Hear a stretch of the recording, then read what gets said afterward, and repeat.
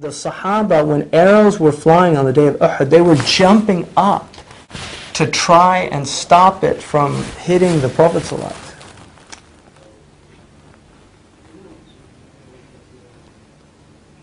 So that level of love.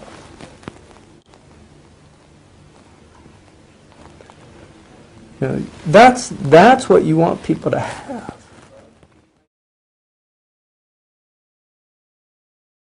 Bismillah ar-Rahman ar-Rahim. Maulid has three meanings in Arabic. It's a verbal noun which indicates just a birth. And then it's also a noun of time and a noun of place. So the Maulid is, if you mean a place, it's the physical place the Prophet was born. That's called Ism Makan. And then Maulid is the 12th of Rabi' al-Awwal, is the time that he was born in. But the Maulid, which is the masdar, the verbal noun, that's just his birth. And that everybody has to celebrate. You can debate about time and place, but everybody has to celebrate the birth. In other words, they have to feel joy that he was born. And they should do that every day. I mean, we should have that feeling of joy every day. So celebrating it in the month of Rabi' al-Awwal is something that was introduced in the 7th century. And that's debatable. I really don't have a problem with scholars that don't agree with that position, and I don't think people should get fanatical about it. But the majority of scholars have always felt it was a good thing because, I mean, if you have an alarm clock that wakes you up for Fajr, that's a bid'ah. It's an innovation.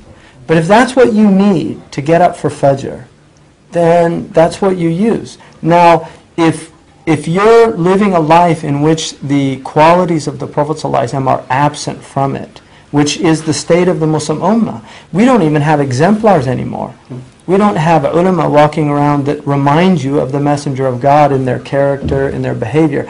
And so it is good to take time throughout the year. I mean, I think it's good to do it throughout the year, to read the Shama'il, the qualities of the Prophet ﷺ from Imam al-Tirmidhi, to read the Seerah of the Prophet. And it's certainly good for people to get together and hear people that have spent their life studying these things to share with us the fruit of a lifetime of reflection, of prayer on the Prophet ﷺ, of love of him, and they share it with others because it's infectious.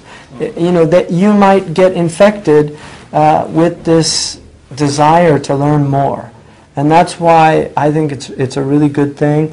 But I don't think it should be a point of dissension amongst Muslims. I'm adamant about that. I just feel that people should do what they're comfortable with.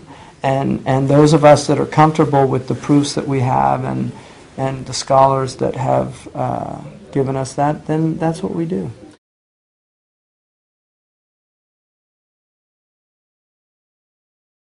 See, I was reading the other day, In the Barbary States, which was written by, I think it was an American, who was visiting Morocco, Algeria, Tunisia. This is turn of the century, 20th century, so it's like 1904 or 5. And this is still Ottoman, period. So he said that when he was in Tunisia, he was there for the month of Rabi' al-Awwal. And he described the festivities, the fact that there were candles lit all through the souk. And he said it was amazing. People put out in their houses lanterns. They spread candy to the children. Like they would walk and they would, spread the candy for the little children. And then there was all of these gatherings. And he said it went on for days. And that is the way the Ummah used to be. I mean, there was a lot of love shown. And the thing is, the Prophet ﷺ said in a hadith that Imam al-Tabarani relates, he said, "Allimu awladukum thalatha khisal." Teach your children 3 qualities. Khasla is a quality that a person has. Teach your children 3 qualities. The first one, hubb nabiyyikum, love of your Prophet. The first one. And the second one is love of his family, and the third is to recite the Quran. He didn't say love of recitation of the Quran because children have a hard time reciting the Quran. Teach them how to do it, and then they'll grow to love it. But now how do you teach somebody to love somebody?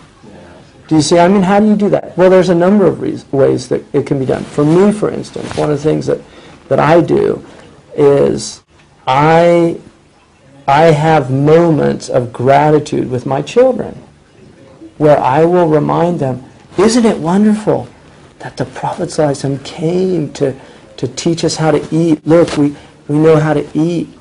Isn't it wonderful that the Prophet ﷺ came to teach us how to pray? He taught us to open our hands like this. Isn't that amazing? We wouldn't have known that. Who would have known that to do that? But he taught us how to do that. Isn't that wonderful? And then just reminding them of that. I take them on Friday. We go to the Jumu'ah, my 3 older boys. And after we go to have an ice cream. Because I want them to associate Jumu'ah with a sweet thing. Like, it's exciting. And so they're looking forward to Friday. And then we talk about the khutbah. So I sit with them and we talk about it. And we talk about the Prophet ﷺ. And then I ask them things, how many children did he have? And then we talk about the children. And what was Ruqayya like? What was Zainab like? What was Kulthum like? What was Ibrahim like? And Khadija, our mother Khadija. And just doing that. And this has to be consistent. You can't just do it once or twice. This is like all the time. So that they are immersed in this sense of everything we have is because of the Prophet sallallahu alaihi wasallam. Do you see? I mean, that's how they experience it, because you have to teach them to love the Prophet. And I gave a khutbah last week, and one of the things I said in the khutbah, and my boys were there, all 3 of them. One of the things I said was that the Sahaba, when arrows were flying on the day of Uhud, they were jumping up to try and stop it from hitting the Prophet sallallahu alaihi wasallam.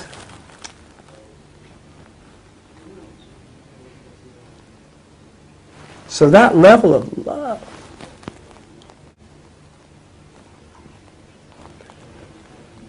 that's what you want people to have.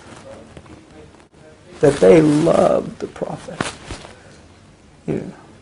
Because you can't teach that. That comes from that's what a parent will do for its child. You see. I mean, when you hear bullets, everybody hits the ground. You have to train Secret Service to go against their nature.